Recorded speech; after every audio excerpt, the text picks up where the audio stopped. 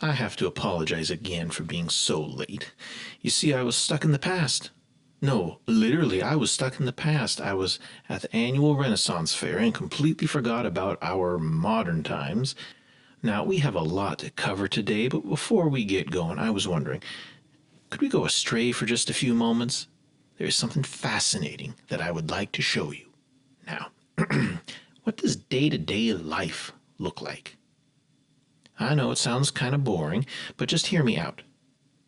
If I asked you to describe day-to-day life in your town or city, you might explain what you see. You might show pictures from your phone. We can easily find pictures of day-to-day life with a quick search online. Now, what if I asked you to show me what day-to-day life looked like in ancient times or the Middle Ages? It gets a little bit more tricky because there is a lot of textual evidence and we can reconstruct how things may have looked. But day-to-day life, we do not have many resources to draw from. There are a few exceptions, of course, including the one spectacular document that I want to share with you today. This is it. Well, no, not really, of course. This is a copy. It's a scroll, painted on silk by a Chinese painter named Zhang Zeduan, who lived around the year 1100. He lived during the Song dynasty, which ruled China from 960 to 1279. Now, the scroll is usually called Along the River during the Qingming Festival, or Along the River during the Spring Festival. The original measures 10 inches high by about 17 feet long, or 20 centimeters high by just over 5 meters long. It is currently housed in the Palace Museum of Beijing. Now, just so you all know, there are references in the description for what we're about to talk about. Let's hit the lights.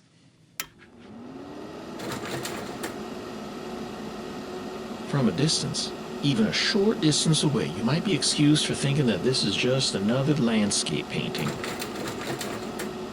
However, take a closer look, and you will see that this artifact opens up another world. What we are looking at is a vision of what a city in China during a festival looked like from 1,000 years ago. Taken as a whole, we move slowly from the countryside into the town, moving along and then over a river before passing over the city wall and entering the city proper. The image or episode that stands out the most, or at least the one that's most likely to grab your attention first, relates to a problem with a boat that's about to go under a bridge.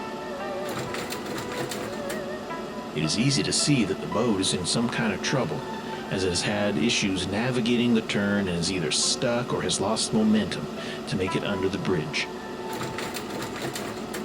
The crew are adjusting the mast to fit, and some other men are using bamboo to try to push the boat along.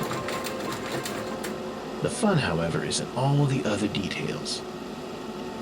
We have men, and this man in particular, on board a boat tied along the opposite bank, either cringing or hollering advice.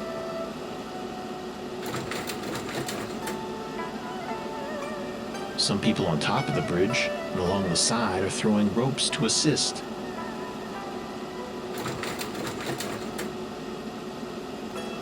On the bridge, dozens of people have stopped what they are doing to watch the spectacle unfold.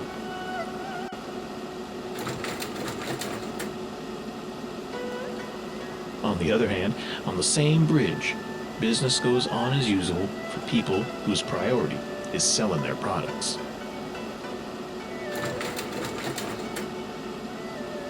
Beyond the main boat drama, there are so many details in this scroll that it is impossible to look away. For example, near the start of town, we have a snapshot of the start of another journey.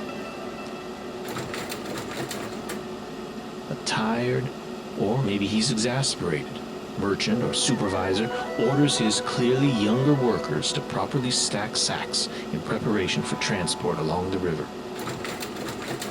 Just across the river, a man is dumping a bucket of water from his boat.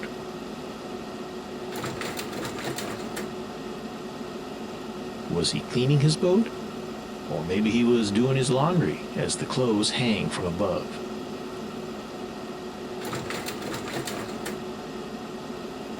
Along the road to the city, most of the shops and restaurants are empty. But one man is purchasing refreshments. On the massive gate, only one person looks down from the top.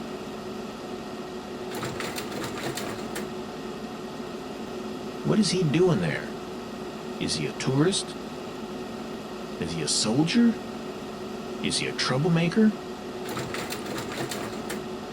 Further into town, past some very strong men getting water from the public well, a couple of women and a baby are being examined by perhaps the doctor or pharmacist.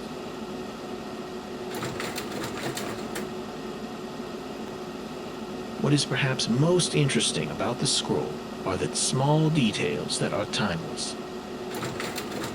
Families with children take a break from the festivities on the bridge, watching the water go by.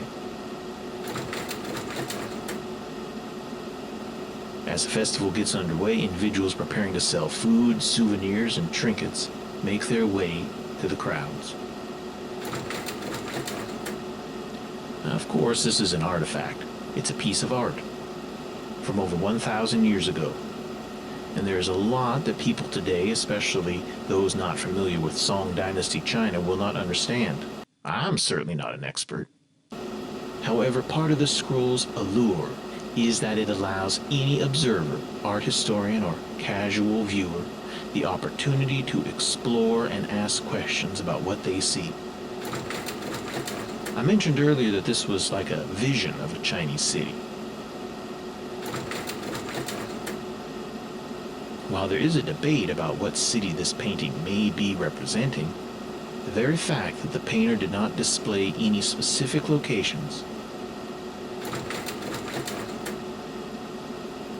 specific landmarks, or specific place names, even of shops, means that this is probably not meant to be an actual city at all, but a picture of an ideal imagined city. As you continue to look around, you'll see there's no evidence of poverty.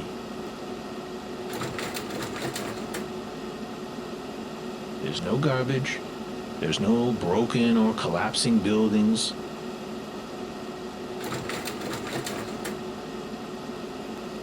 Even the dramatic focus of the painting, the boat situation, has a humorous edge.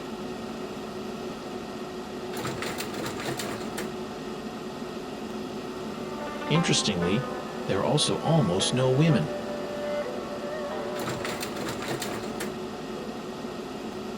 Only a handful in the whole painting.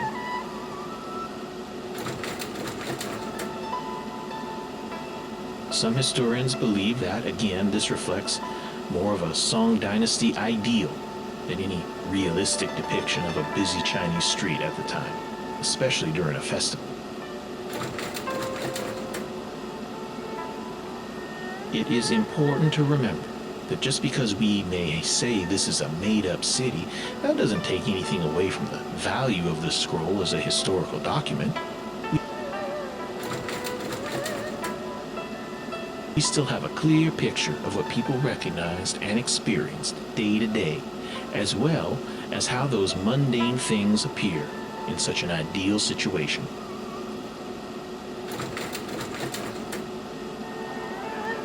In the scroll, we have some other important clues just to how vibrant a city this was, or perhaps how all cities like it from Song Dynasty China were. The signs outside some of the restaurants and businesses have 3 or 4 sides with writing on each side.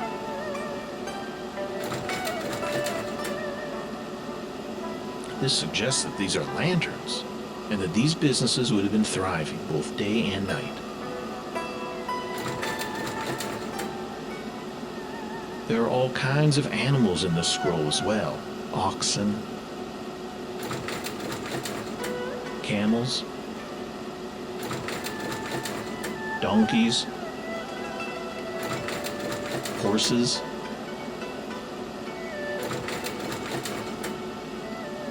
all serving as beasts of burden and all contributing to the transport of goods.